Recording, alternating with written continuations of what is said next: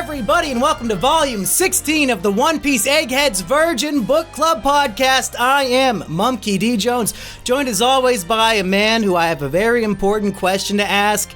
Eggy, when does a man die? Well, I believe it's when people stop backing up your deleted YouTube videos, so we still have a lot of life left in us. As long as those archivists are out there archiving our greatest work, we will live on forever.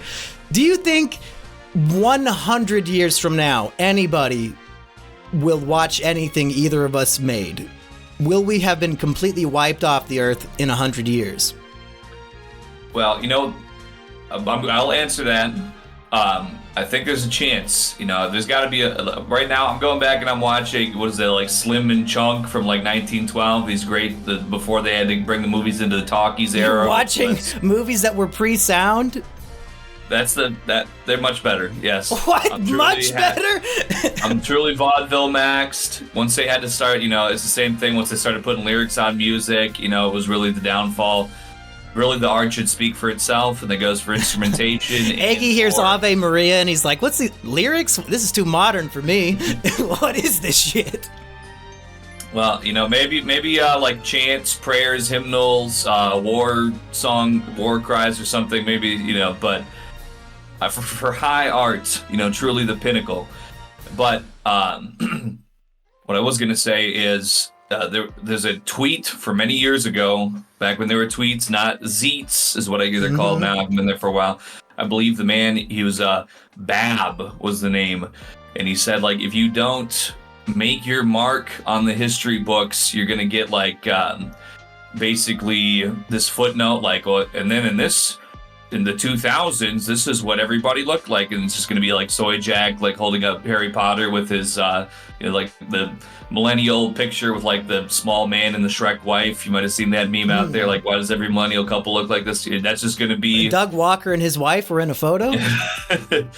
That's going to be there's going to be one picture of Doug Walker and James Rolfe shaking hands, and that's going to be the entire, like, and this is what happened in 2010. So, you have to go outside the grain a little bit. I do have a little something with this whole black pill situation that I, made a video about 9.5 years ago.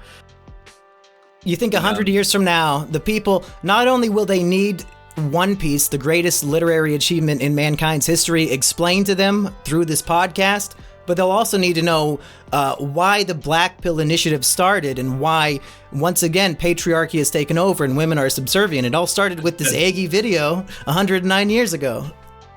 Well, like right now we have, even myself at that time when I was kind of getting hip to some of those viewpoints, you could really dial it back to, what is it, the ancient Romans, ancient Greeks, where they're like, oh, the children, their manners have dissipated and they do not listen to the advice of the elder anymore. Oh, shit. Do they say that every generation? Oh, no. Did I fall for the propaganda that Gen Alpha is the most rude of them all? If they just say that every single time there's new kids showing up? Well, I think Generation Alpha has the most brain damage, possibly. So, right now, one thing we can draw the parallel to after the Romans were drinking the lead pipe water for like 100 years. That's basically what Gen Alpha is right now. So, hopefully they overcome that. But hey, we have a shit ton to get through. So should we just get? Yeah. We should probably dive in and stop doing whatever we're doing. We got some comments. We got some new members, and I think we have an official name for our ship. We've been debating this for about a month now, and I think we got a winner. Question number 1 from Ghoul City Online or offline in the comments. He says, how much time would you say has passed in the series at this point, like since Luffy set sail by himself? And I'm curious what you think. I think, canonically speaking, it probably isn't that long. It seems pretty long. It would have to have been... it's got to be closing in on a year, I would imagine, but maybe not. It seems like that. God. That takes time to traverse. Like, even if we're taking, like, let's say, a week to go from island to island or something, we've gone, that's like 2 months basically on sea at this point for one. We have, what's going on in the cities and the towns and the, things that's probably like a week per conflict. Okay, maybe a year might have been a little bit jumping the gun, but it's got to have been, several months at least, right?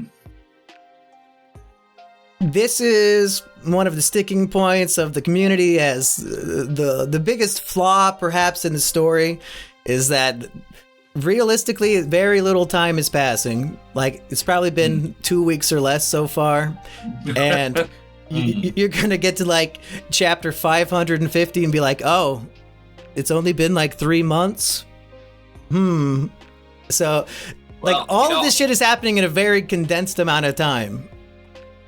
I guess from the map of the East Blue that I think I've seen a couple of times, everything kind of looks not super far apart the way that it's mapped, but it's hard to know, like, I guess exactly how accurate that might be. Like, I don't know if I have anything for scale for how large the ship would be, and once again, this, I don't know, speaking of sticking points, I don't know why I get so stuck on this particular material that I have to be so logical about it, but, I'm like calculating the knots and, like the day and night cycles and things. So yeah, that's been a pretty hefty 2 weeks. I'll say that much, probably denser 2 weeks than anything I've ever lived. Yeah. Once we get past, perhaps a future time skip, we can really talk about how much time these characters really spent with each other. I might have read these last time, but it says these comments came in 6 days ago, so maybe not. But we had a lot of suggestions for the name of our ship for the measly crew. Poopy Doopy suggests the Virgin Egg Expedition. Did I read that last week? That does sound familiar. Okay. I might have read this to you just like watching UFC. There was the Yokeless Maiden. Okay. Fawaz says the Supreme Gentle Ship. But for my money, and we're only going to do it if you agree, Aggie, the winner should be Gruntpocalypse Now with the Virgin Mary. I think that sounds fine to me. With Mary spelled like the merry-go. I think, if we were going to go by a percentage of our crew, it's probably a fitting name. Shout out to everybody. Well, because it's the Virgin podcast. And okay, all right, yeah, and you're a Christian man, and Mary's the name of the ship, so I think it works on many, many levels. At Mihawk, if we run into him, but somehow in our alternate universe, he's carrying the giant cross necklace, so maybe that would curry some favor. We could get in with the warlords and be on a good place. So, speaking of which, man, we have more to talk about today than I thought, because we did watch more of the live action One Piece, and I did make a big mistake, folks. Listen, there's a major spoiler from the future of the series that appears in the live action for no reason, and misremembering it from watching it extremely high when it premiered 18 months ago, I forgot that the spoiler was in episode 4 and not in episode 8. So we're just watching this like, all right, let's get past the Kuro fight, let's move on to Baratier, and then a certain somebody shows up and gives a big spoiler. I'm not going to say it here, but Aggie did get a minor spoiler for something that ultimately, it's whatever. Yeah. Do you feel like spoiled? Like something big has been ruined for you? I don't feel so much because the character that's involved in the spoiler, I mean, he hasn't played such really a huge part, I don't think. He's not even in the manga, really. Like, he's just in the cover story. Yeah, so... and I don't think that it necessarily implies anything else, because we don't know, even in the live action, when the spoiler's revealed, I feel like the character's involved in the spoiler. There's not a lot of additional context and different things. It's not doing like some quick flashback, with different other spoilers mixed in. It's just sort of a standalone spoiler, if that makes any sense. So, I think I'm okay with it. I think it's gonna keep me not disillusioned with anything. I'm still in the game, baby. And if I recall, the spoiler in question is like revealed in the exact same chapter that the alleged character actually appears in the main story. So it's not like some elongated mystery. It's like right when he shows up, we find out. So it's just, we're gonna find out in about 400 chapters from now instead of whatever. But finally, we have 6 new members of the measly crew, and let's give them some designations real quick. Somebody in our One Piece Discord is keeping track of all the positions we've given out, and I think we have like 3 janitors, but one of them's like an apprentice to the other one to clean all the shit. So keep that up, and maybe we'll read through all those in an upcoming episode. just so we can remember who is what. But we need to give a roll to Peter. Peter, well, there's a guy I know named Peter who's really good with film. So, now film doesn't exist yet, but really good. Yeah, he just dropped the Sinister Illusion award-winning film. Now, just in case nobody knows Kino Corner's name is Peter, let's be clear. Not necessarily the best filmmaker. Are we really going to make this poor guy have to be our cinematographer for the ship? He has like the snail phone that can film people. I'm thinking somebody who is does it make sense I think we're aiming for bigger and better. I think really a true king of the pirates is going to have somebody in the crew that's like painting seascapes. So I think that's a comparable position. The artistic logger. He logs our adventures by drawing beautiful portraits, as if Oda himself is on the ship and he's drawing the manga of what's happening while they're there. Yeah, he's writing the manga of our adventure. That's pretty good. All right, I'll take it. There we go. You're a mangaka. You know, this is like in Japan back in the day, hundreds of years ago in an alternate universe. They existed probably. Josh Easter.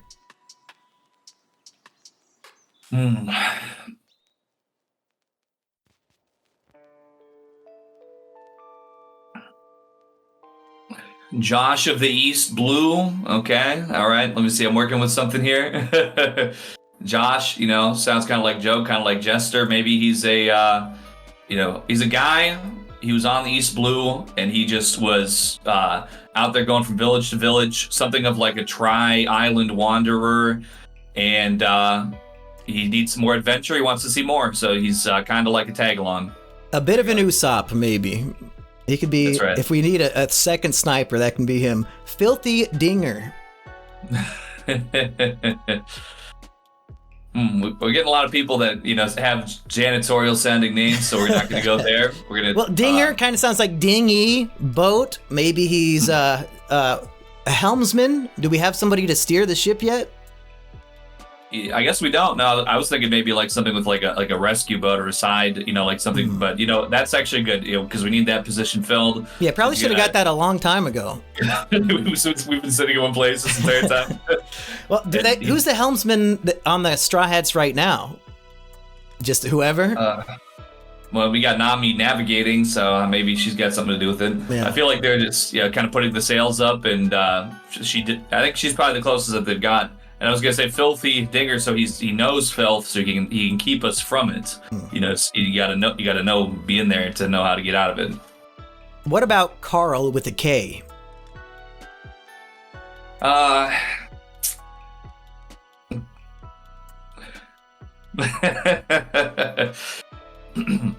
right. So since we just mentioned it, we need somebody who is just maintaining the lifeboats in case if we need to quick hop out. If we get struck with a cannonball or something, you don't know. So just because it came to mind, Carl, welcome. Call that the Carl Craft. That's what your rescue boats. Those are your Carl Crafts. And there you go, brother. You got something to Is there a third alliteration so it could be Carl Craft something, so it's KKK? We'll think about that for next time. How about Valdeborg? And what popped into my mind is it kind of sounds like Zoidberg a little bit, and we don't have a doctor. So maybe Valdeborg, Dr. Valdeborg. And the way that this volume 16 is going, it sounds like any kind of non-human being could be a doctor. So, true. All right, Valdeborg. And he just sounds like mysterious, like he knows things, like if there was some kind of alien beam to our planet, I am Valdeborg, take me to your leader. Take me to your cherry blossoms now. I need to cure my incurable illness. And finally, we have my account. And this one is not me this time. This is somebody else named that. I think we might have discussed previously somebody who was something of an accountant. But listen, like I said, the Barry counter. They keep all of our money safe. Did we? No, we already have one like that. We do, but we're trying to be king of the pirates, though. So let me see. I mean, our accountant keeps track of our spending. Yeah. Let's. What else? What else could we? We do need to move on to this whole volume. So Just whatever works for this guy. My account. He doesn't care about having a proper username. I doubt he cares too much about this. So, account, that sounds like a position of power. Maybe he's from a foreign land, and he's going to help tag along and give us like a vampire count. Mr. East, from he knows the East Blue. Maybe he's giving us a little bit of lore there. We had like another lore master. I mean, we're picking up. If we're going to rule everything, we need all the info we need. So he's a count from a foreign land, and we're going to figure that out eventually. We'll work it in somewhere. But he's okay. He's a count. Prediction question, Eggy. Will there be a vampire in One Piece? I'm going to say yes. Will there be zombies in One Piece? I would be less inclined to believe zombies versus vampires. I think vampires have more of a historical presence, and zombies are a little more like supernatural. So I would say more likely to be a vampire than a zombie, in my opinion. Okay. Well, usually, Eggy, when we start the volume discussion, I ask you what's top of mind, but I'm switching it up because I don't want you to steal my favorite parts. So I'm going to ask you this. In this volume, we get two of my all-time favorite Luffy moments. Can you guess what they are? Well, one that sticks out to me, no pun intended, Sanji falling as he's scaling the mountain, and he catches him with his teeth. He's grabbed out like this. His hands are covered in blood. This is actually accurate. I watched this guy climb this building the other day on a video, and it messed your hands up. Oh, wow. And he's grabbing on. He's got Nami on his back, but Sanji drops off his back as he's going up the mountain. I think he gets hit, as I recall.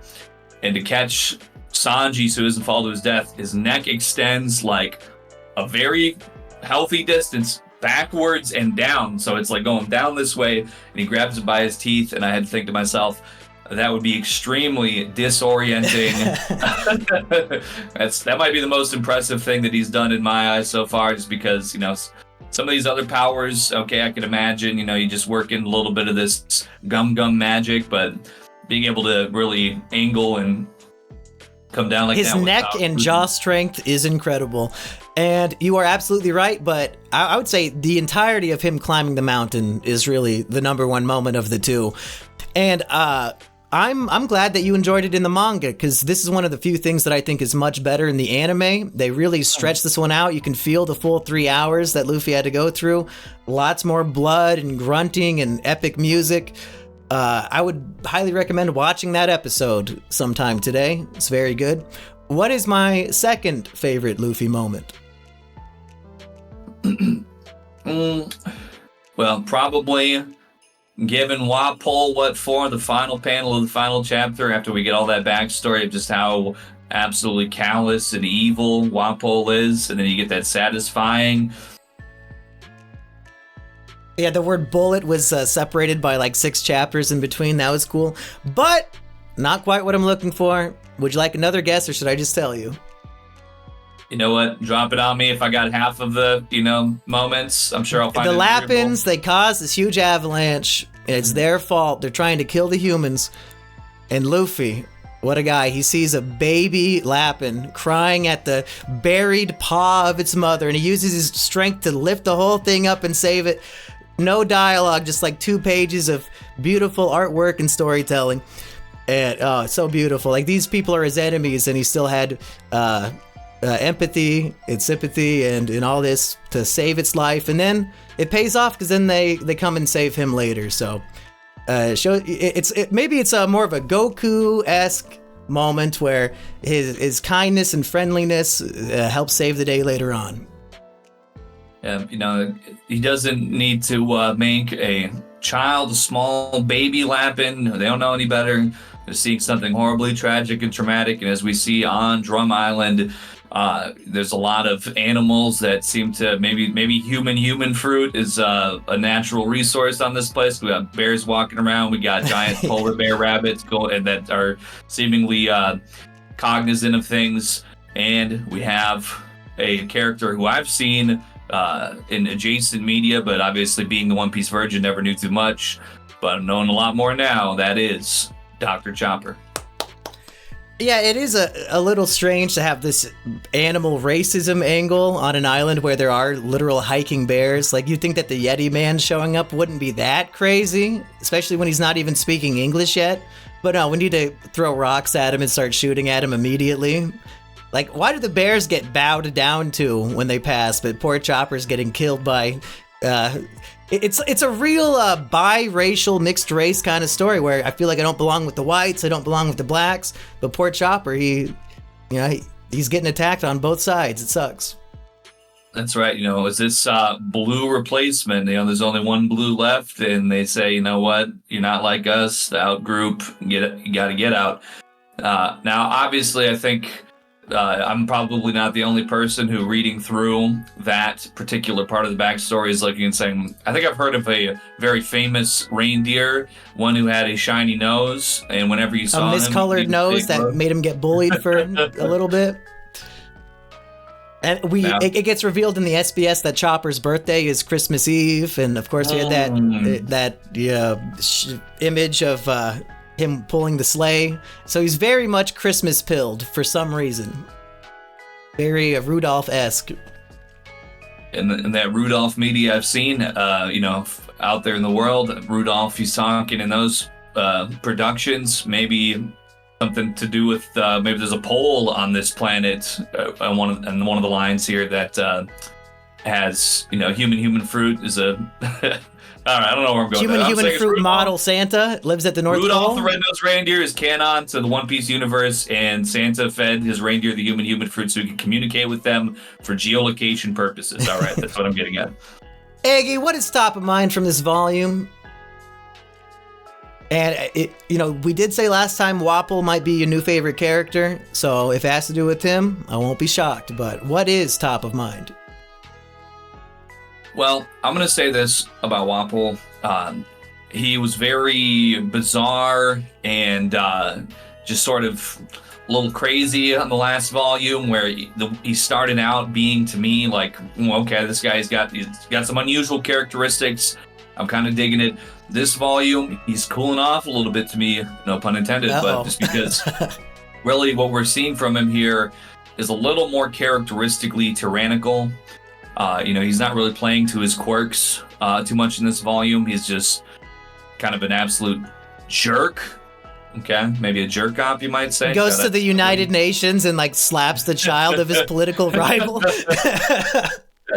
I mean, he says, absolute power is really what we're looking for here. We're not here to do all this, diplomacy. Who cares about that? If you go against me, you die.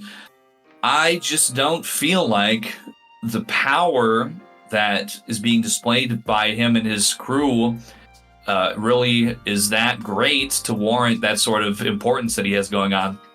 At least with what I saw in this volume, maybe there's more to his rule that maybe will be expounded upon at some point. I also say at the end of the final chapter of this volume, there is a next up in One Piece talking about some sort of Transformers, Power Rangers, merge. Yeah, they do the Dragon Ball too. Yeah, it's a Dragon Ball fusion for sure. With I'm not going to spoil it, but I guess they did in the little thing where Wapol's two minions are gonna possibly fuse. Well, I'll say, I guess maybe it was a little inferring on my part that this upcoming enemy just happened to be Chess Marimo, which is just the names of his two henchmen combined. It was a little suspicious. Yeah, maybe that's a weird thing to put. If the goal is to put a next time on that will encourage people to buy the next volume, I don't know if saying Chess Marimo shows up is necessarily going to convince me. That's a very strange way to advertise. Yeah, they could just say maybe a fusion of two known enemies come together. That'd give me a little more cliffhanger, ooh, suspense maybe. But anyways, top of mind, I mean, it's Chopper, and everything that's going around with him. I mean, because really, we're starting off the volume. Did you think we'd have a main character named Tony?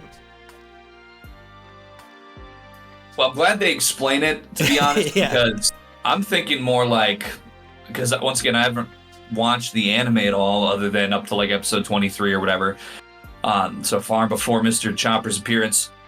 anybody named Tony, I'm thinking it's somebody that's got to have like an Italian dialect, like Italian accent. I don't know if he does. I wouldn't even know.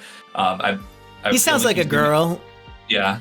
He's got the, this particular kind of, the high-pitched, I'm a little tiny animal voice. But I think it'd be cool if he, they cast me out into the snow. Like I a tried Brooklyn? to come around those humans. I can't help that. I didn't even know what I was eating. Well, when we do our One Piece abridged, you can be the voice of Brooklyn Italian Chopper. It's perfect. It's definitely better than the voice actor they have. No offense. I'm not a fan. It's whatever. I'm talking about the English dub, of course. Maybe they could have the small Chopper. He could have the little, like, quirky voice. And then when he gets to, like, full reindeer mode, then maybe he could get a little more gruff. I don't know if that actually happens or not, but I like small Chopper with the voice way better than just when he gets big. Like, he should always have the Brooklyn voice. I think you nailed it. I think you fixed Tony Chopper, because spoiler alert, he's usually at the bottom of my list in terms of favorite Straw Hats. But if he had a Brooklyn accent and it was exactly the same, he might go above certain names that we might not know yet. Take Sanji's 4Kids dub voice and just plug it right into Chopper. We could probably train an AI Sanji and just, have it like dub all the lines. But yeah, so top of mind here, it's Chopper. But I guess, Hiriluk kind of, that's how I'm going to pronounce his name, Hiriluk. I think it's right. He really is up there in the running, very close in this volume for me, for like how important he is to it with Chopper. But I just unfortunately have a little bit of that, spoiler-esque knowledge that Chopper probably has further existence in the story because I've seen him out there in the world. I think I have Chopper's hat like in my living room up on the bookshelf, so you've probably just seen it. True. Yeah. So I think if I didn't know that, if this was really just as it was releasing, I would probably give both of them equal footing here. But I was tapped in and kind of dialed in, a little more attentive to everything with him, just because I'm like, okay, this is going to be somebody who I know is going to be around. I mean, he's an interesting character anyway. The whole premise is very interesting. So it's not just the me knowing that he's going to have further interesting things coming in the story. But I think which is I think really is the meat of the volume here anyway, because we basically went as soon as Luffy is able to get Nami and Sanji to the castle to start being treated. It doesn't take too long, just really a few chapters here to kind of get into the whole Chopper and Hiriluk backstory. I also want to say, I think last volume I had my suspicions. I think I was leaning towards that Kureha was really actually a legitimate doctor, but it didn't, I don't know if we had enough to work with. It was kind of still a shot in the dark on the previous volume, but it's good to see that she really was all about what she claims. She even had a vaccine saved for 100 years to treat rare prehistoric illness. Real quick, the SBS, the Q&A section with Oda did clarify something that I forgot we mentioned last time, or I just didn't because I was confused. When Kureha and Chopper heal the sick boy with the legs or whatever, and they're leaving, and she says, "What I did just now, don't ever forget it." Did we talk about that last week? Because I thought it was a confusing dialogue. Like, who is she saying that to, and what is not to be forgotten about the situation? And Oda clarified. He said she's speaking to the sick boy, not even to Chopper. I thought she was talking to Chopper, like, don't forget what I did here. But no, she's speaking to the boy. Evidently, she wants the boy to remember that sometimes you have to endure a little pain to feel a lot better. Which, I mean, reading that scene, I don't know if that's the impression I got, so I'm glad he explained it. I was thinking more that she was talking to the shop owner, like, yeah, that's right. You see how I do. Better not be skimping on that payment. All right. You see, I got what it takes. So don't be, trying to get anything by me. Well, I'm glad he clarified because I was very confused. But that's a good message, though. You gotta be willing to put a little skin in the game to, get that gold medal. Was there anything else top of mind about Chopper and Hiriluk, or should we just go through it chronologically now and we'll get to it when we get to it? Yeah, I think we could probably go through chronologically. I think their dynamic definitely is the, like I said, the meat of this volume, and we get to it pretty reasonably early on in the volume. So, and it goes up to the the final panel. So, yeah, and there's so much action in these early chapters that it won't take long to talk about them. It's just Luffy and Sanji dodging the avalanche, dodging all these things, surfing down on a tree. Sanji gets buried, and Luffy grabs him, and it's just a glove, and he screams, "Ah!" And that was funny and dramatic at the same time. Of course, Luffy goes on to save the Mama Lapin, and then they come and save him from Chess and Marumo when they're doing a double attack. Yeah, I will say even just more than when Wapol and his henchman Chess and you can call him Marumo. Marumo. When they pull up and they just start, Wapol specifically orders, he said, listen, anybody who goes against my orders or ignores my orders, the punishment is death, full tyrant. And he said those two sick and dying and injured people are not making any noise because they're dying and unconscious. They need to be targeted. They're the most impudent. Yeah, I've read the other quote. It said, "New law, anyone who ignores the king dies. Start with the two who ignored me the most, the sick and injured one." I don't know if they were ignoring you. They kind of just passed out. But that's very funny reasoning from him. And Luffy still cannot fight back, has to just dodge. Lapin save him. And then he's at the base of the mountain, can't even see the top. But he climbs on up, bare hands, bare feet. He's been in sandals this whole time in the fucking snow, and now he's completely bare. Yeah, I want to say, this is jumping a little bit ahead here, but, Zoro, I mentioned last volume, he was kind of playing the role here, like how Sanji was in Little Garden, where he's just kind of off and not really being a part of the story. He comes up out of the snow after the avalanche settled, and he's freezing. And the first thing he does is he goes and finds one of Wapol's guards or army soldiers, or whatever, and just wrecks him just so he could take the clothes off his body to warm up. So, and we know Zoro's very strong. Yeah, I like seeing Zoro be a brawler, and he's fighting him just with his fist. I feel like we don't see that ever. He wasn't there to kill, just there to beat the chill, you know what I'm saying? He beat them and then killed them all with their own swords, which is very cool. Also, around this time, there's another SBS question. Evidently, Kuina and Tashigi, who some might suspect of being the same person, who can say, evidently are both the names of flightless birds. Does this mean anything? Both these characters are named after a flightless bird. At least there's some... He's saying that there's some connection between them, but we still don't really know what. Now, I don't have the proper spelling of those names right off the top of my head, but it would be interesting to see maybe towards the end here we could look up if they have a related genus, maybe one of them is they came after the other one, and one's a more grown or something. Is he trying to draw a parallel here more than just them both being named after a similar type of animal? But that is interesting, yeah, because I think it sounded like that spherical ball that you roll around with your hands when you're it's spherical. On the corner. Sorry, we've been doing a lot of Drake and Josh lately on the channel.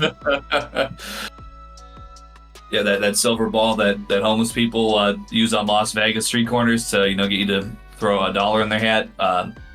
Kuina just sounds more like a regular name, but I feel like there was a woman who had a name like that in Yu Yu Hakusho also, so it's interesting. It didn't strike me as any particularly unique name, but yeah, maybe we'll look into that a little more. The only Yu Yu Hakusho name I could think of is Irameshi, and I'm probably even saying that wrong. Irameshi! Yeah, I've kind of fallen off on that one. Okay, so that's it for the SBSs. Very shitty SBSs, multiple volumes in a row. I feel like we got no interesting information. He's kind of just picking the joke ones exclusively. Well, I appreciated that he clarified that Karoo is a super spot-billed duck that shows its teeth while it eats. Because I don't know. I mean, I think ducks do have teeth. It's fitted on the inside of the bill or something, but I like to imagine that when Karoo eats, he's just got these huge shark fangs like Arlong. Could be. That's a funny thing to imagine. And then I guess while we're here, should we go through the brief cover story of our dear friend Jango? This cover story, I mean, this is definitely, listen, a personal bias, my new favorite cover story. Yeah. Volume 16, I think the best so far. The comedic brilliance of, I need to get into disguise or people will recognize me, and he takes off his heart-shaped glasses to reveal his eyes are the exact same shape. Like, who thinks of that? That's so stupid. Yeah, I mean, I don't really. I know when we were talking about it earlier, I said, "Oh, Sanji better watch out. He's got a lot. Every time he sees a woman, his eyes turn heart shaped." Maybe that's what happened here with. That was permanent. With Jango, that's why he got into hypnosis. I mean, he's all about dancing in disco balls. There's a lot of rhythmic lights and all this going on. Maybe he was just really a real playboy, really with all the ladies, and he just, that's like some kind of disease maybe in the One Piece world. He had too much time with too much women. He was ogling them up too much, and just like if you look dumb, your face sticks that way. That's what my parents told me, and I guess they didn't tell me it enough. Anyway, he was ogling women too much. His eyes got stuck like hearts. So he's only got one thing left to do. He's a slave to the rhythm and the groove and the funk, but that's why, we got all kinds of incredible cover story panels here. We just got the disco ball. He's got the funky groove going on, and it's... But do you think this is a mistake? Because he's being hunted by the Navy. He has to go into disguise to not be found out. But he's so hypnotized by the thrill of the dance that he ends up on stage for the dance competition, and now all eyes are on him. Is this going to lead to an arrest or something bad for Jango? Are you familiar with the story about that one Mexican singer from back in the day, like back in the 80s or whatever? No. Yeah, there was a guy who he was like a very popular musician, and he was backstage getting ready for this big performance, and he was given a note. And this note said, if you perform, you will die. And it was from the cartel. He had some kind of issue with him. But he said, you know what? My love of music, it is greater than everything. He went out on that stage, gave the most ultimate performance of his entire life, and was immediately murdered. So sometimes, you got to feel it. The music, it's just like Hiriluk says here in the volume, man, you only die when you're forgotten, okay? So, and he's going to have a disco dance that will stick in people's brains forever. So this is like the funkiest disco world. This is like, truly utopia. For the king of the disco utopia, you know what? In my eyes, he's just as memorable as Gold Roger with that kind of title. If not more so. I mean, he's got the mushroom chin that is probably a devil fruit. He's got heart-shaped eyes. He loves disco. He's certainly more interesting than Gold Roger as we know him so far. Gold Roger, that's his name. Did you recognize who Jango was dancing with? What if I told you the person in the pinstripe suit is somebody we know? Well, to be fair, I don't believe that I caught that. And it does get revealed, but I might as well tell you, it's, what's his name, Full Body? That guy that Sanji was fucking with? Yeah, that Marine guy, so... Don't want a Marine to get too close, Jango. I think the title of the one you're referring to, I don't have it handy here, but I think the title of that particular cover story implicates, whatever the word I'm trying to think, implies that he's in immediate danger. But I read that and I looked over it and I'm like, I think it's the one where he's kind of coming at him from like this low and up angle, like he's got his knee raised. And I think that the title of it implies he's in danger, but I'm looking over it, I'm like, I'm expecting to see like, that other cover story where they're just pointing at like the wanted poster while he's standing right there. I'm looking for that sort of brazen explanation. Didn't really get it out of that, but that would make sense then if he was right next to him and I didn't notice. Yeah, and I think you can tell because he has he's like the twin fist of iron or something. He has like his, whatever that's called, bronze, what do they call that shit? When you put something on your fist to punch people harder? Iron fist, bronze fist? Well, where I come from, we call it a fist weapon, so a little bit, But what is it actually called? What do they call it in GTA? God damn it, it's an obvious term. Well, you mean like brass knuckles? Brass knuckles, thank you, Aggie. Jeez. I can't believe I couldn't think of that one. Anything else about Jango? No, just very groovy. I think if right now these cover stories might be top of my list if I want to get some One Piece art up on my wall. I think those cover stories, like put them into a compilation, just have like a big wide rectangular frame. I think that'd be pretty epic. And also for our audience out there, brass knuckles, don't bring them on a plane. They will get seized. All right, just so you know. And people who are members of the channel, they get a little emoji, custom emoji next to their name. For new members, it's Gaimon, but if you've been a member for a full month, it switches to Jango. And currently 4 people have the Jango thing. They've been here for a full month, Iggy. That's right. You know, we could maybe have like some ranking positions, like senior crew members and stuff like that. Maybe when you get your emoji up there to whatever level, maybe we might give you the affix for your rank. If we could figure out how you'll rank up as like a janitor, we'll figure it out. The supreme janitor. We have possibly top 5 favorite panels of all time where Vivi is pulling Usopp by the nose, but his entire face is completely distorted beyond what even Luffy was doing to him. Just makes me laugh every time I see that one. I want to say this, this is relevant. I believe Usopp has consistently had the most memeable panels in the entire time that he's been in this series, from his arrival to now. There are, every time when I came to that, of course I had to stop and laugh at it.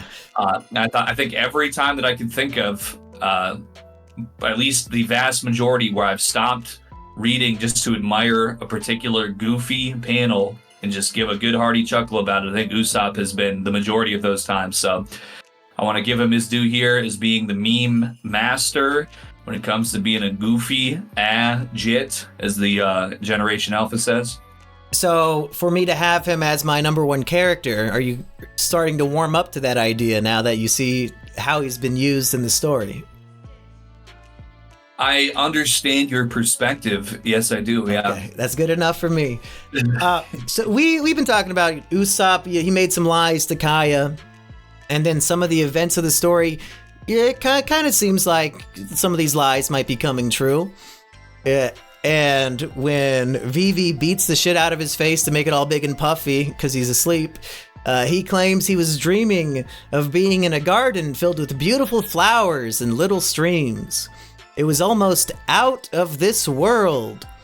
So I'm wondering, Aggie, was he talking about the secret room of flowers hidden inside Pangea Castle?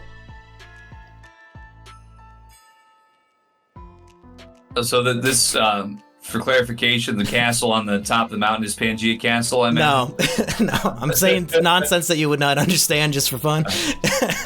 Anyway. Well, I guess maybe like the garden outside of Kaya's mansion, you know? Maybe I think they had a little garden out there, as I recall. We're going to have to wait a little bit to truly understand this epic joke. But we're getting a mark. We're kind of like hitting on the side of the mountain. We're making an indent here that this is something that is going to be referred back to later. Just like, I mean, no, I might be the only person who has ever in history made this connection. So don't worry. Right. Well, most people are probably just as confused as you. That's fine. I thought it was funny to say. And I was going to even add more to that, but then we do see the UN of the world very briefly in this flashback where, like, all the kings of the nations come together to talk about the issues of the day, of the world. And did you recognize the man in the picture? Well, I recognize that there is a man named King Cobra. Yes! Yeah! He stands up. He's got long... we don't really get a good, like, front-facing angle of him, but from the angle we do see him from the side there, it looks like he might have a bit of a receding hairline and long, kind of thin black hair. Vivi's dad is King Cobra, and they do call him King Cobra a shit ton, so I'm so excited for us to get to that because it's very funny. Oh, yeah. But when the council or like the UN scene starts, they're holding up a picture of a guy with tattoos on his face saying, "This guy Dragon, he's a revolutionary, he's going to be a big problem in 5 to 6 years." Which is, when you start the flashback off with 6 years ago, and then you have dialogue like that, it's like, okay, he's going to be a problem in 5 to 6 years, whatever. But is this not the man who saved Luffy? Did we know that he was a revolutionary before? I don't think so. I think there might have been some vague implying language, but there was nothing too concrete, maybe just a slight inference. But yes, I did immediately recognize the name there as being that man who was causing the disruption at Logtown. But did he have those tattoos on his face or those markings? I think he did. He would have had to, because he got the tattoos removed in the last 6 years? He definitely did. Maybe it could be like Harry Potter's lightning bolt that, you need to be in like a combative situation. It activates the markings of power. But yeah, he probably did, and I probably just forgot. But I recognize the name in any case. Yeah, so at least we're building up a little bit more here. Dragon, he wasn't just some nobody. He probably does control the weather, just like a certain machine. It's called HARP or something. And and he's not to be trifled with. I guess he has some doings with Luffy, or at least that's what he's anticipating. As a revolutionary, like, that implies a corrupt leader that needs to be overthrown with the power of the people. Like, what is he revolting against? Well, I guess with the fact that they're bringing him up at this meeting, we know now in the current day that the Baroque Works is sort of having a revolution fermenting against the leaders of Alabastia.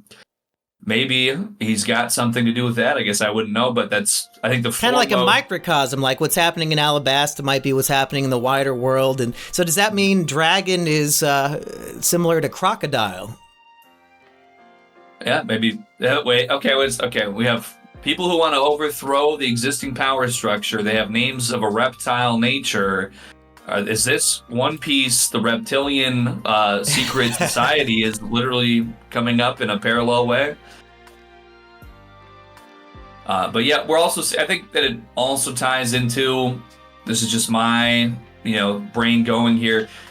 Gold Roger, when he's talking about the One Piece, it's the golden age of piracy. Everybody in their villagers are saying, hey, we need a piece of that one. Let's all get on some ships. Let's be pirates. This is sort of like a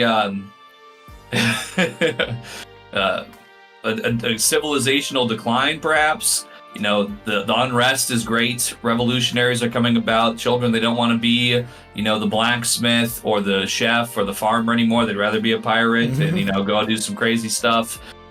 Maybe all of this is tied together somehow. Yeah, and it's interesting that this character is not a pirate. He's called a revolutionary, so it's like a whole new faction. Like, we have Marines, we have pirates, and now this weird third thing. And even to go into tying it into Drum Island here, I mean, Wapol, he has a seat at this conference, so he's recognized as a legitimate king, a legitimate ruler, but the way that he acts is tyrannical. So we really have a front row seat to the sort of thing that would drive a man like Dragon to become what he's become right there. It's not like it's some conspiracy. It's really slapping you in the face like you're a 10-year-old girl. Yeah, he's probably from a country that had a similar Wapol-esque ruler. But do you think King Cobra will be as evil of a man, or is he maybe going to be a good king? I mean, he's named after one of our favorite YouTubers, so how bad could he be?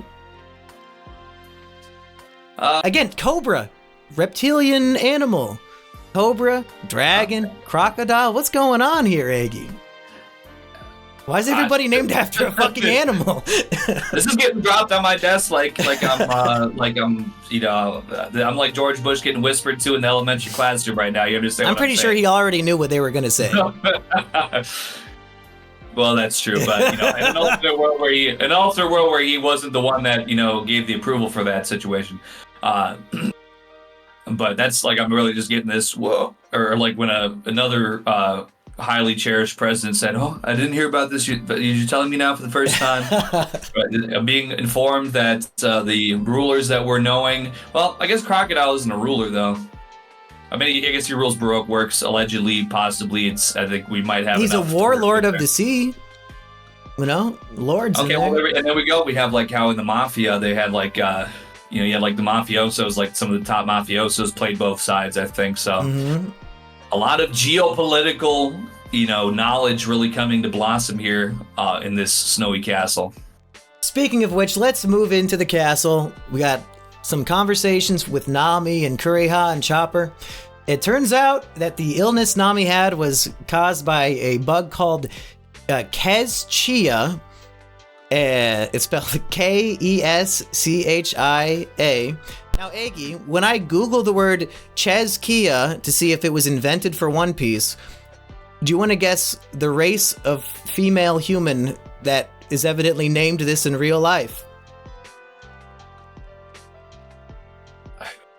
Well, to be honest, I mean, I know it's supposed to be a tropical insect, so I'm thinking I could see like a west to northwest African or South American origin.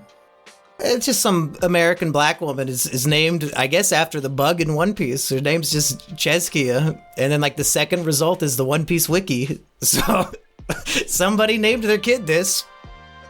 Okay, that's cool.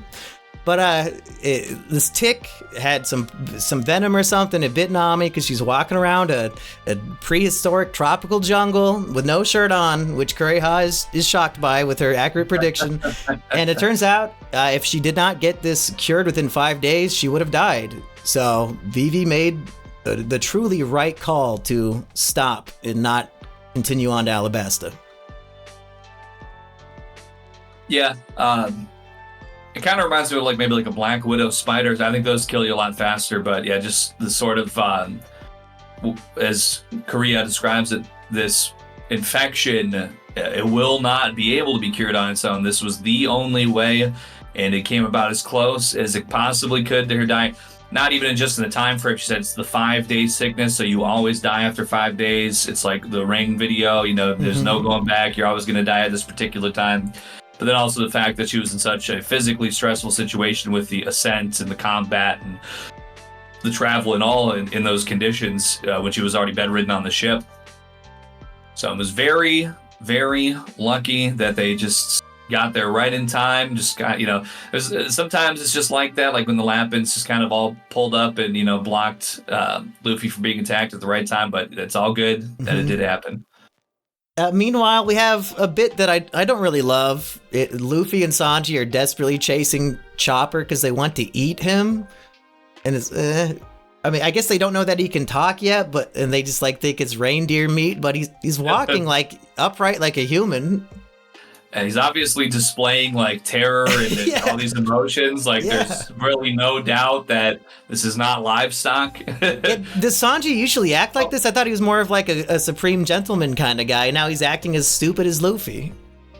And Luffy is conscious when he's saved because he gets actually to the top of the mountain. He puts his hand up on the ledge to pull himself up, and then the snow breaks off and he starts, they were all going to fall and die. He's only saved because Chopper reached out. But Chopper was in Big Yeti Man mode, so maybe Luffy doesn't recognize him when he's in Chopper mode.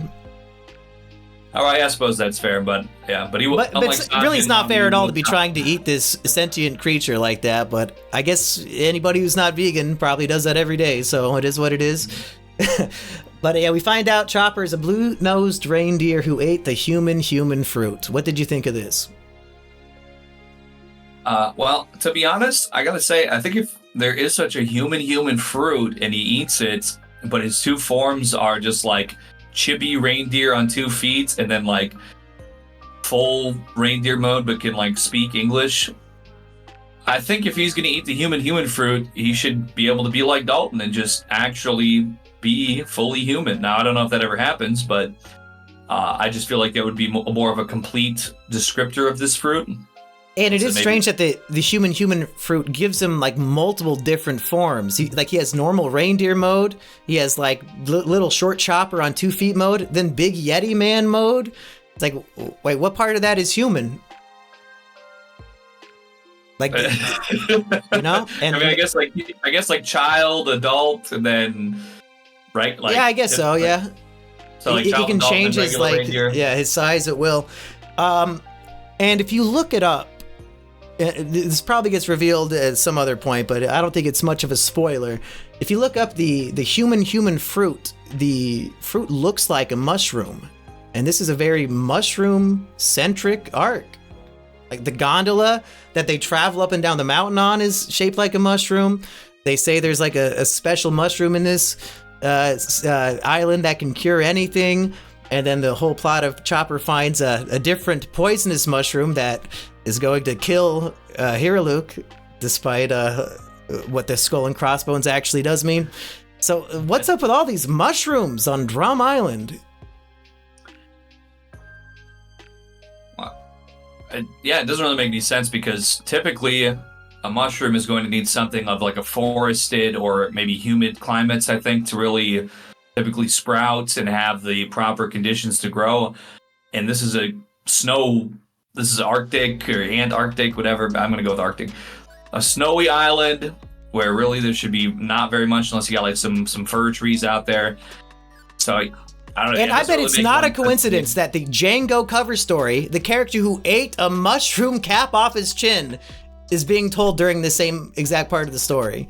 Like, all the mushroom-centric things are coming together for this volume. It could have been put together intentionally, I guess, because, you know, we kind of did just, in the previous volume when we started up on the Jango cover story, we didn't necessarily, you know, Oda didn't have to do, you know, him starting there. It kind of seems like it is maybe having a reason for it to overlap with the Drum Island arc here, but and I wonder if there really is some like famous magical mushroom on this island. Could that be what Blackbeard was after? Because we don't have a motive for why Blackbeard came and attacked the island yet. Maybe he was looking for this magic mushroom. And I'm not saying that as a spoiler. Like, we genuinely have no answer for that. Because I don't know, with Dr. Kuria. Let's see. So these 20 doctors, this was referenced in the previous volume that Dr. Kuria was the only physician available because the 20 doctors had gone with Wapol. And we see here in the climax of this volume that these 20 doctors don't seem like very such good people. I mean, I guess maybe they might have been, forced to, obey like everybody else. But what you think medical doctors would betray the public on behalf of the government? You think that would happen? Maybe this might unrealistic. That wouldn't happen in fiction or in real life, Aggie. Doctors are pure-hearted people. They wouldn't just inject you with anything.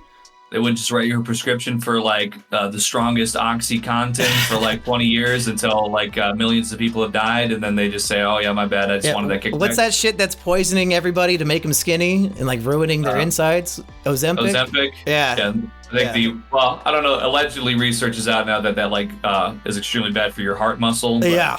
No shit. Anything that's like a miracle cure for fat is gonna kill you. Motherfuckers, just go on the diet, Jesus. Or just embrace #body positivity, natural heart disease, not that chemical stuff, okay? That's right.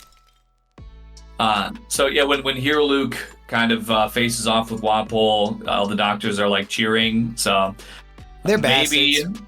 Maybe these doctors, maybe they're not even really so good after all. Maybe Blackbeard, in his own way, was seeking some sort of medical attention from Korea or something, and maybe he got faced with Wapol and just started blowing stuff up. I guess this is all just complete speculation with no definitive reality basis. But with all the mushroom angles, I would humor that as a possibility because I have nothing else to work with. We have this mushroom coincidence, so there's a possibility here, I guess. Yeah, and the fact that the gondola to the castle was shaped like a mushroom makes me think that mushrooms have been important for this place for a long, long time.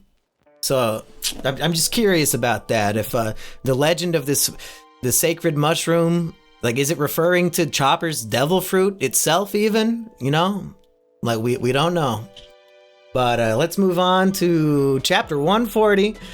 Luffy is begging Kureha to join the crew because she held a knife up to Nami and said, "You don't get to leave for 3 days. Like, my patients either leave cured or dead." And the idea is, hey, if we can bring a doctor with us, we can get to Alabasta in time and Nami can still be cared for. And then Kureha kind of gets sick of them chasing Chopper, and she starts chasing after Luffy and Sanji. And there's like a shot of them walking into the room, and they both have a butcher knife coming out of their head. I was like, Jesus. I mean, comedic, I get it, but yeah, when I saw that panel, I was like, like, is Luffy's straw hat fucked again? Like, is Nami gonna have to sew this thing up? And, maybe Luffy's got some gum where he can just, like, bounce the knife off. Sanji has a knife stuck in his skull. His skull! It's for one single panel, and then whatever. Anyways, back to what were we talking about again? It's like, whoa, wait, obviously we have, Usopp's giant balloon head is, okay, it's for comedic effect, but, I mean... Yeah, I had to give pause there for a second. I guess it's just showing Sanji is so tough. A knife to the head is just a headache. Could be. His rival is Zoro, so maybe Zoro's gonna stab him in the head one day and he'll kick him back. I found out. Let me tell you a story, Iggy, of how I finally found out what a word means that I've been hearing my whole life but never investigated. So when Chopper receives a compliment, his behavior is very strange. And I was like, okay, he says, oh, I don't need that stupid compliment, you human, you think I want that? But his body language is saying something very different. And then I thought, what is the word? Is it bashful? Well, what is the word to describe this? So I asked ChatGPT, and they say this is tsundere. That's right, that's exactly what I was thinking. Okay, that's right. What is tsundere? Well, in the traditional sense, usually it's in the materials I've read, it's not typically how a man acts after being, complimented or like something positive by another man. Usually it's a tsundere woman and a man like, oh wow, she's so beautiful, and then for her to be like, and like punch him right in the face. And she'd be like, oh, and like all blushing or whatever, like, just because you're the protagonist of the story and you're, famous and attractive man who, said something good to me, don't ever think I'm just going to be interested in you just because of all these obvious reasons why I should be interested in you, stupid jerk. That's kind of, I think, like the more stereotypical way that goes. But yeah, it's something like, the Zoomer terminology is there's something called a pick-me girl, where basically a guy says anything and the woman just kind of tries to immediately like suit his tastes. What an ideal woman. If only all of can they all be pick-me's, please? That's right. That's what I'm saying. But tsundere is kind of sort of like the opposite of that. Like, they might still have a fondness, but they're going to be very combative and like, not just gonna sit there and soak the compliment up. They're gonna punch you in the face and be like, "Oh, you're a stupid jerk," and then walk away and be like, "Oh, that was so great what he did." And it then seems to be prominent in mangas and animes. I don't know if it's a Japanese thing, maybe. Yeah. And then Chopper's other body language that I like is that when he's like trying to peek behind a door, he's standing like the opposite, so his whole body is showing and just half of his face is hidden. And then Nami calls him a moron, which I thought was funny.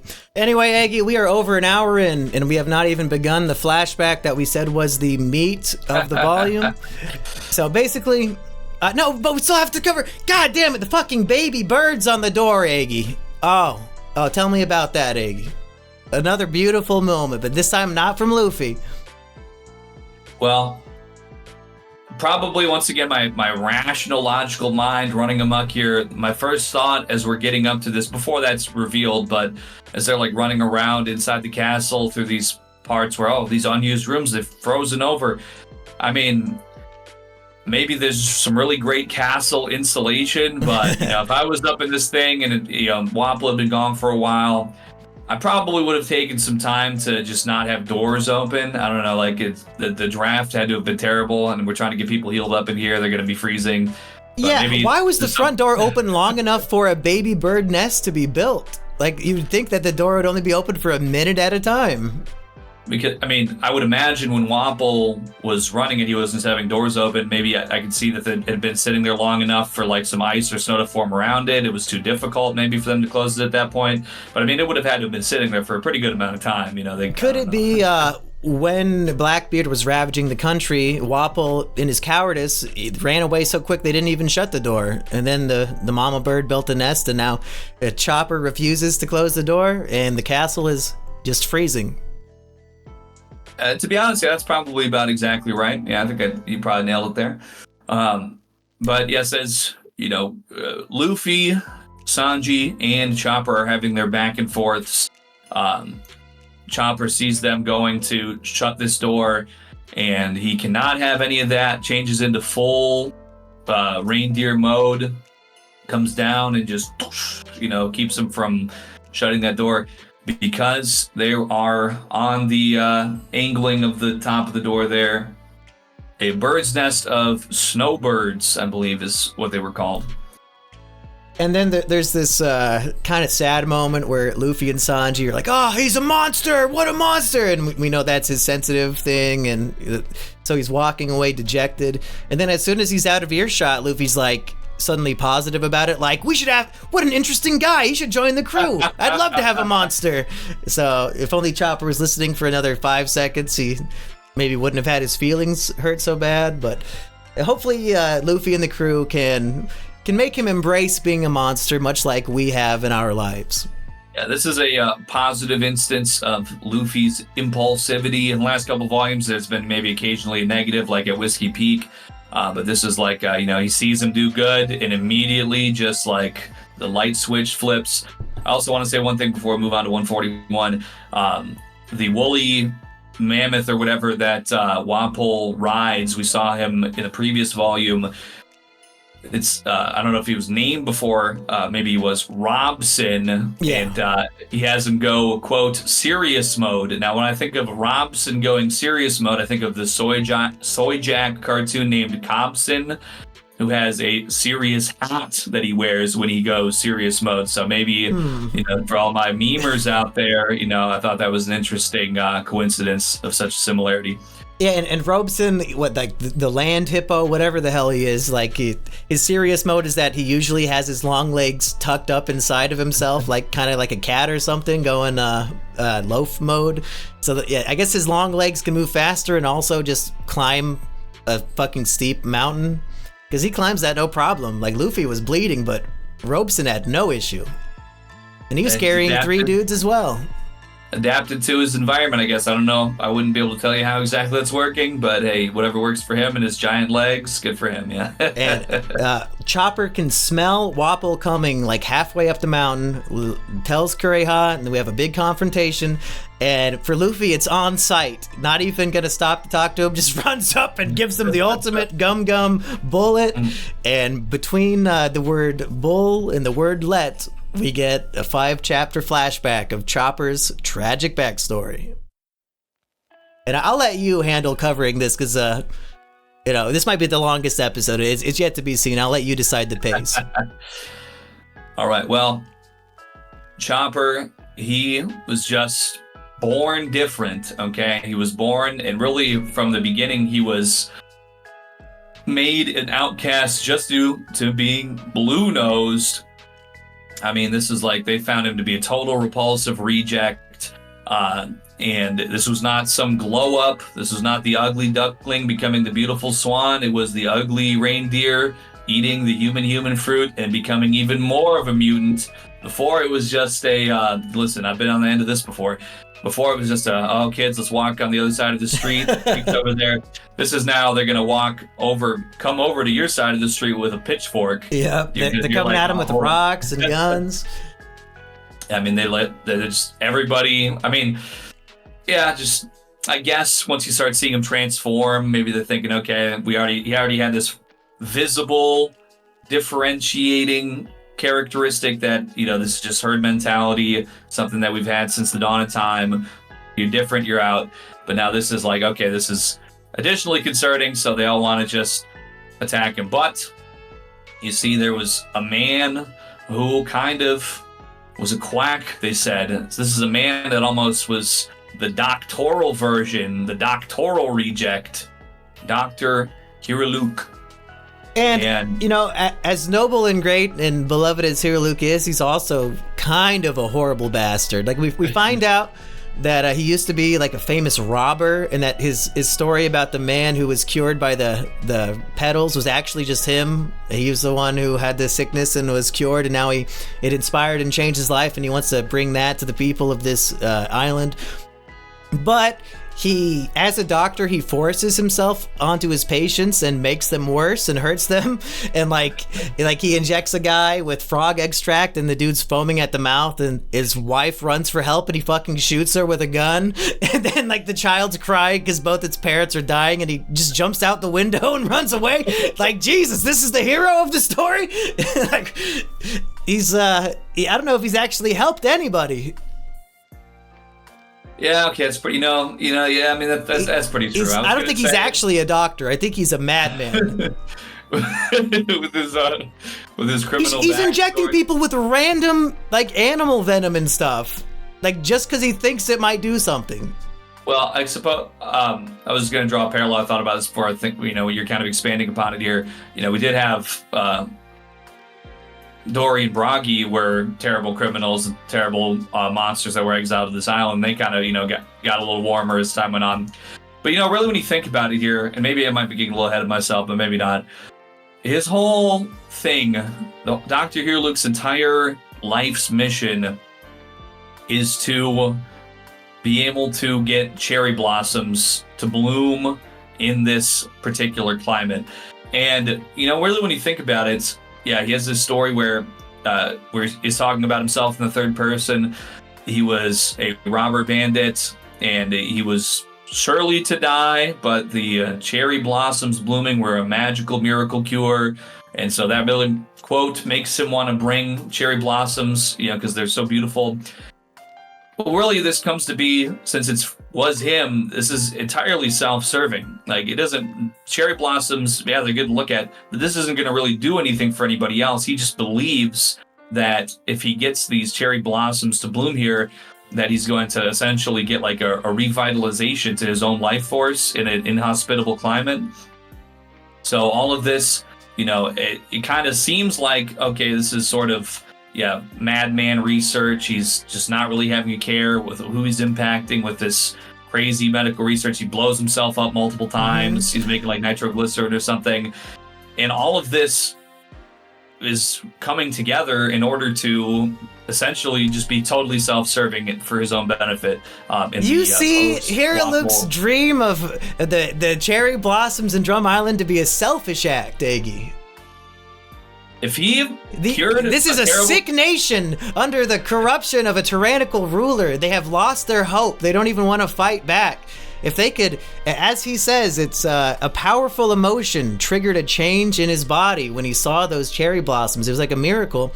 And as goofy as it sounds, I think this is based in reality. Like, it's a placebo effect. Like, powerful emotions can physically change illnesses in your body. So I don't see why this wouldn't work. Yeah, and maybe I don't know how. It's hard to, I guess, reconcile both sides here because, as you were mentioning, he's basically experimenting on people. He's, creating like explosions, and it's very reckless. So I guess at best we could say, if he's trying to bring this healing effect to the nation, it's sort of cracking eggs to make an omelet, no pun intended. So it's questionable, I guess. But as I'm thinking about it here, can we say that? I mean, it would be a beautiful thing if these did have some sort of healing effect on everybody else, like it did for him. But what if it doesn't? What if it was maybe that was just a total coincidence? It might be. Well, give us your prediction, Aggie. Will this happen? He gave the fairy dust, or like his 30 years of research. He said, okay, I perfected it. I can bloom cherry blossoms. Here's the dust curry ha. I got to go blow myself up, suicide mission. Is she gonna fulfill his dream and use his research? She hasn't done it yet. It's been 6 fucking years. She has not bothered. I'd like to think probably what's about to come here is they're going to, I imagine, defeat Wapol. maybe the sort of like these other villages that we've gone through previously. You've got this tyrannical being or this tyrannical presence that's oppressing people. Luffy kind of helps clear that out, and a rebuilding can begin, a healing can begin. And maybe that will be a part of that healing process, is that Korea, she's like, I guess I don't know what they're going to do for medical care still, because like the doctors are terrible. Maybe they'll, maybe the doctors are going to see cherry blossoms and it's going to revitalize all of them. And they're going to go through like a, real crack shot team of emergency disaster first responders, go through the avalanche and just really get everybody right. They're going to bring Dalton back to life. Maybe that's something with the cherry blossoms and Dalton. Okay, so maybe right now I'll say that, because I don't believe that we'd have so much talking about these blossoms if they didn't end up playing a role that's important. So I feel like we need the doctors to get back on their right mind somehow. We know that allegedly Hiriluk, it really, to some degree, made blossoms at least stop robbing people. He might be, being a whole lot of malpractice, but he's not robbing them for whatever it's worth. So maybe that'll warm their cold, tyrant hearts. They're not going to have Wapol to answer to anymore. If they do go against his original wishes, he's probably going to be out of the picture or incapacitated in some form. So I'm thinking that that's a reasonably predictable outcome, I think. Okay, we'll see if that happens anytime soon. Back to the flashback. Chopper learns about the Jolly Roger during this rose petal or whatever the fuck, cherry blossom thing, and he gets a good idea that the pirate flag represents it's a symbol of faith, etc. But it might have also been useful to let your medical protege know that a skull and crossbones also means death, and if a mushroom's labeled with that, probably poisonous. Would have been good to know. Yeah, I mean, I could see Hiriluk just being so reckless with everything else that he's just like, well, they said it's poison, but who could say for sure? My interpretation was he knows he's going to die from his illness anyway, so might as well let Chopper have this win as like his final kindness to him before he blows himself up. Like, if you're going to die in 3 days anyway, might as well eat the mushroom soup that Chopper spent a week fighting tooth and nail to get and had his fucking antler broken off in the process.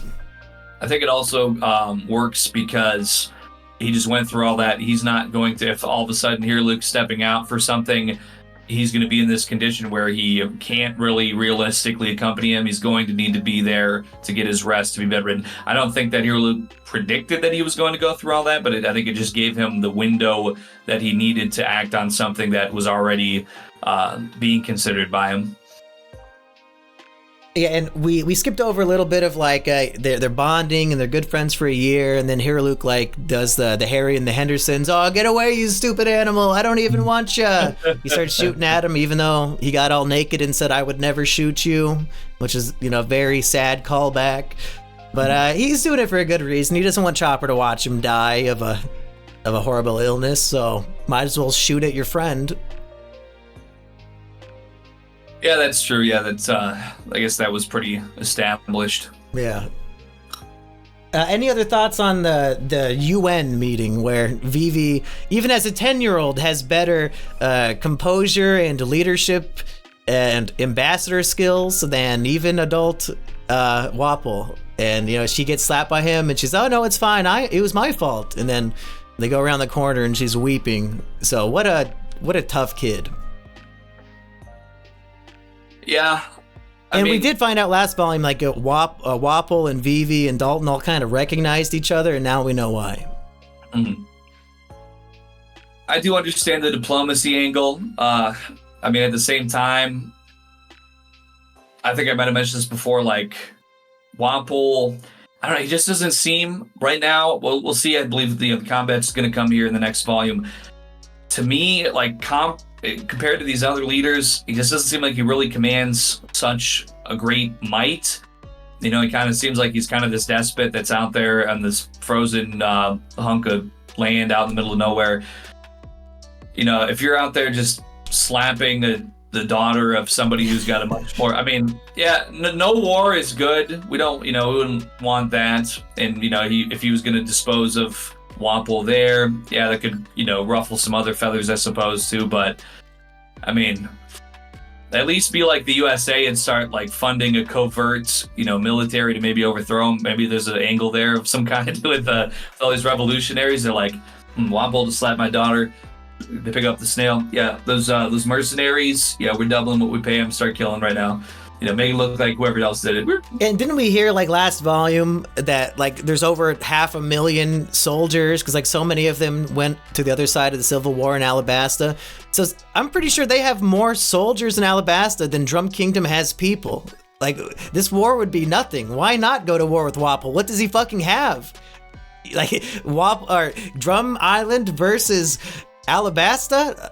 I don't like Drum Kingdom's chances. It's true, and maybe it's just me. Maybe it's my own pride. I think that was really such a brazen thing to do. But I suppose if all of a sudden there was a war, and even if like 1,000 men died from your kingdom, like, you know, to wipe out the entire Drum Island, wow, why did this war go? Why did it happen? Well, they slapped my daughter. What? Our village is dead because he slapped your daughter. Oh, you know. It's geopolitics, folks. It can be difficult to, you know, my reflex is off with his head, just like Wapol would say. But, you know, maybe it was all the right thing to do, and maybe she, you know, really saved a lot of lives. Maybe this is going to be, you know, recalled at some point. They get to Alabasta, you know, and I let him slap me to keep this country from falling into war. We need to figure this out right now. I'm not going to let you die. Possible, you know. How can he slap? You might ask that to the whole nation. So there's a rumor going around. The 20 doctors of the nation have fallen ill. So now the nation's fucked. There's nobody to heal anybody. We're all going to die of medical malarkey. So heroic Hiriluk, he's got his bombs and his gun. He forces himself up to the top to the castle. And it was a trap just to kill him. But I love how relieved he is to find out that, it was just a trap to kill me. The doctors are fine. Thank goodness. Yeah. What a great fucking guy. You know, he's already poisoned anyway. He knows he's about to go, and he doesn't have to go through all the, intensive work of actually healing all these doctors and, you know, bringing them back. Oh, they're just bad people, and they'll be able to figure this out eventually. My life's work, the blossoms, they're going to come. Maybe this beauty will heal their souls, and I don't actually have to do any like real doctor work, so I'm not very good at that. All right, cool, time to explode. Yeah, and the speech he gives, "When does a man die?" For my money, it's probably the most famous speech in One Piece. I can't think of anything else that really comes to mind, like as quotes that people just pull off their head. You know, when does a man die? When he gets shot in the head with a bullet? When he gets a deadly disease? When he eats poisonous mushroom soup? Nope. Man dies when he's forgotten. So true. I will say also, in that whole, with that, it's very emotionally charged. I think this was probably the most emotionally charged to me part of this volume here, where Chopper, he knows what time it is. He finds out that he fed him poison. He's gonna die. He's charging, Hiriluk, doctor, and then Hiriluk's up there giving this incredibly profound speech, ready to die. And he says, Chopper, hey, Chopper, don't worry, your poison didn't kill me. And I'm like, how's that gonna happen? Oh, it's because he blows himself up. Killed himself, so Chopper don't gotta feel responsible. What a hero. And unfortunately, the suicide bomb did not seem to get any of Wapol's men, so it is what it is. The scene when Kureha approaches Chopper and explains to him what actually happened and that he just poisoned him. This is hitting me harder than even Chow Chow the dog. And we talked about how we might have been misty-eyed reading Volume 2. For my money, this is the most cry-worthy volume we've had so far. Like, I'm not going to say I was weeping, but this morning at 8 a.m. reading this, it was a sad way to start the day. Yeah. When my face hits this, like... That's like if you ever see me just like, parsing over something and I get a little like, you gotta hold back the emotion. Like I might have just smelled something really bad, but that's just because I didn't put deodorant on yet. No, but anyway, now that was like in the panel specifically where Chopper is like tears in his eyes. I was right there with him, and I think it does hit a little bit harder than Chow Chow because we can see what Chow Chow is thinking in that situation there, but we know that Chopper, with his human fruit, he's got a deeper understanding. He's been reviled his whole life. This is the one man who took him for something more than he was. Literally named him like he's basically his dad. There's a parallel to Shanks and Luffy where he gives him a hat as a gift, and it's like his special hat now from his mentor. And I like when the Straw Hats, spoiler alert, the Straw Hat Pirates have a very obvious parallel to Luffy, so that there's just these strong connections between him and every member of the crew. Mm-hmm. And then all this intense, emotional build-up, just so masterfully, and that final panel drops up, comes up, and then this is like the wave of emotion, really an avalanche from the mountain, you might say. And then Luffy's fist comes through. This beautiful panel just straight up decks, Wample. Half the panel, which is a large panel, is just like his face being hit with the front of this horse. And it's a very beautiful thing. And it's so satisfying. Cathartic, really, I stood up. And this is really something here, too. The first chapter, before, or at the beginning of the volume, before it actually gets into the beginning of the volume, there's allegedly a drawing of Oda wearing his panda merch with a big afro. All right. Aphroda. Yeah, Aphroda, yeah. As I see Aphroda, I started the volume standing up and applauding. I was like, that's right. Swagged out, drippy, funky. Oh my goodness, even maybe just as funky as Jango is in these cover stories. And as that final, like I said, the avalanche of emotion, and Luffy's fist breaks through right in Wample's face, I once again stood up and started applauding. Book ended with applause. Literally book ended. That's funny. A great volume indeed. Yeah, and I don't want to spoil my rating of Drum Island, but I loved reading this volume so much. I feel like this is going to end up in A tier no matter what, and it's yet to be seen if it's going to surpass Baratier and Arlong Park, but could this be the best arc so far? I have to say, I think I'm getting a bias in favor of Drum Island because for two reasons, and they're kind of related. Well, it's such the atmosphere here, this Arctic atmosphere that Drum Island has. I grew up in the state of Minnesota and then also lived in the state of Wisconsin. My family's from both of those states, some of them from Minnesota, some from Wisconsin. I grew up actually on the riverbed, or not the riverbed, but the riverside of the Mississippi River, so right on the border there. And so all I've known in my life is very harsh, very freezing winters. I've been to the North Woods where it's 40 degrees below zero. Is it true that people from snowy countries don't sleep? I don't think that is true, no. Luffy's full of shit. You might need a little more preparation for your sleep if you're in an area where you need to keep yourself from freezing, but, that's so a little, something there. But yeah, you should probably get your sleep still. I think everybody needs that. Mm-hmm. But also, a related thing here, too, is that we're basically entering winter now. # Sigma Winter Arc. Those who know. So as I'm reading this, and I'm reading it in bed right next to the window, which is not particularly well insulated. I'm getting a little bit of that radiating freeze from outside. And I really am picturing myself. It's easy for me to do that there with that environment. I'm picturing myself really in the midst of this chilly Drum Island atmosphere. So I'm feeling very immersed. It's emotionally gripping. It's interesting. It's introducing Chopper and, parallels of being an outcast mutant freak, very relatable. Yeah. So this volume just is really hitting for me on multiple levels. And I think it might be getting a little bias boost, but that's just my 2 cents on it. If this is all we see from Dr. Hiriluk, where's he landing on your character tier list?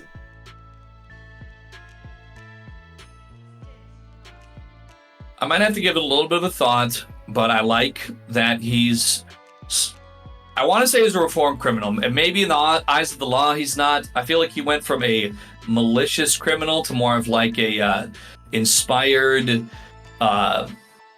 lunatic criminal, which I think is an admirable step. That's just how I feel. I think it is a more positive way to be. To compare it to Merry Christmas, Drake and Josh, the cherry blossoms are kind of like the sweet monkey. It changes this character's life, and he becomes a better man because it melts his cold heart. Mm-hmm.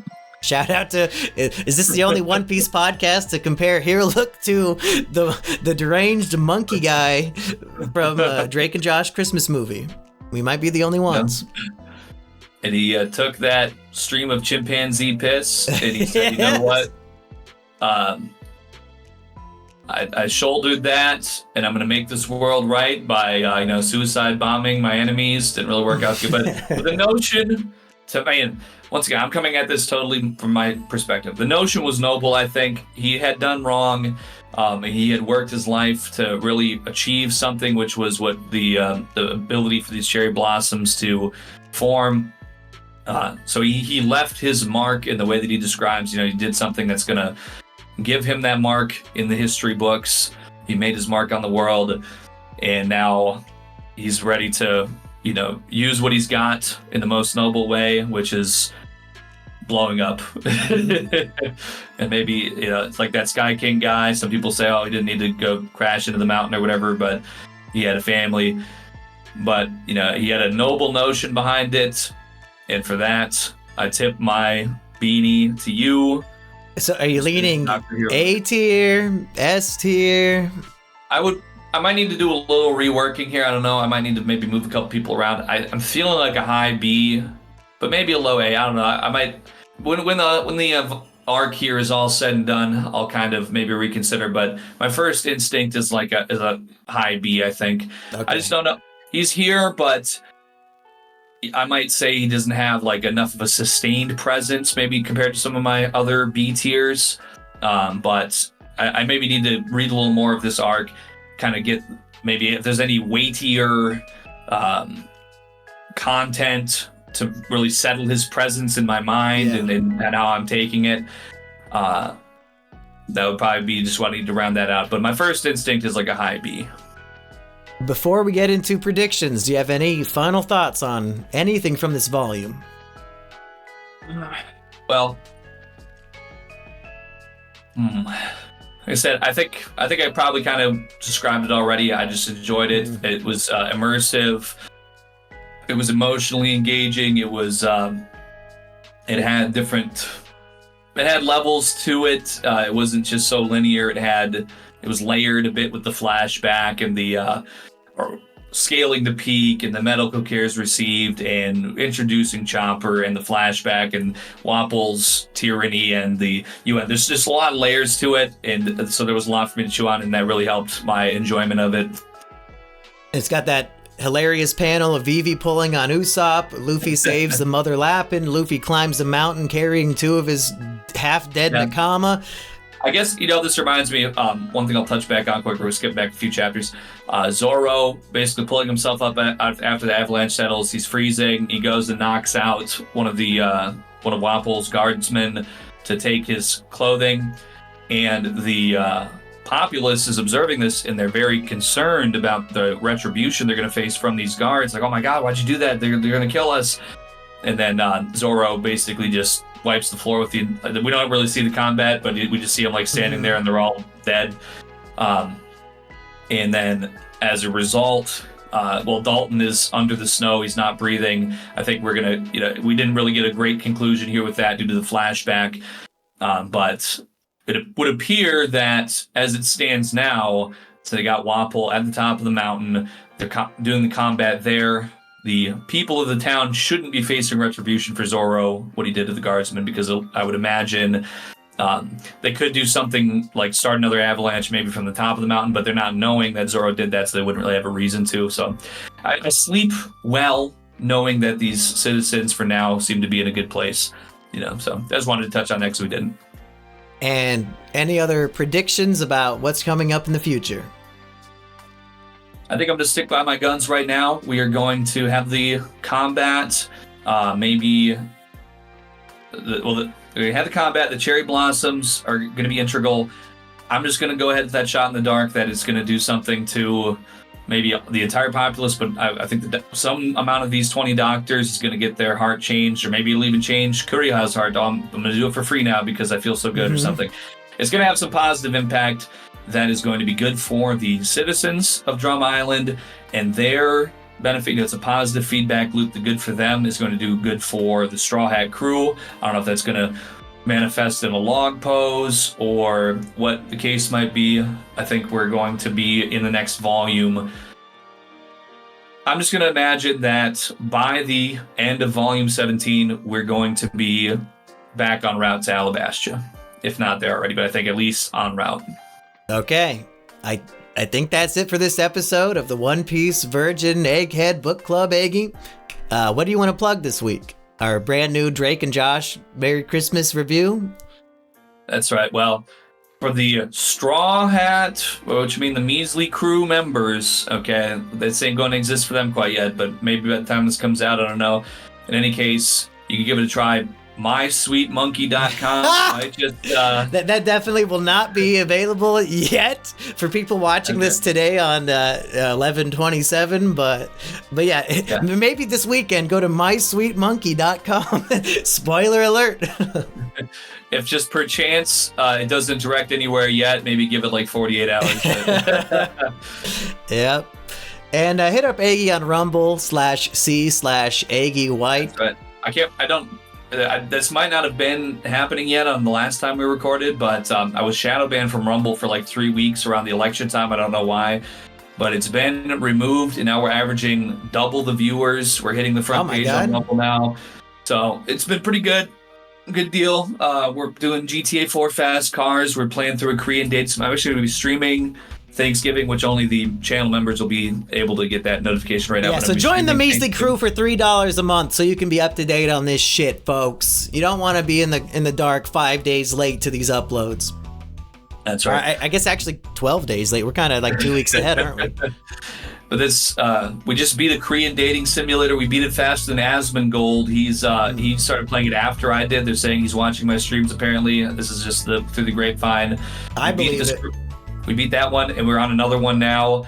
And I think Thanksgiving, this one, it's not so difficult to get through. You had to like clear every chapter, every route. Previous one, I think this one you can just play through with the girl that you're actually interested in. So we might just be crushing like a 6-hour dating sim session on Thanksgiving if I don't have anything else more interesting. And we might be sipping on a little bit of that. Yeah, girl. That's right.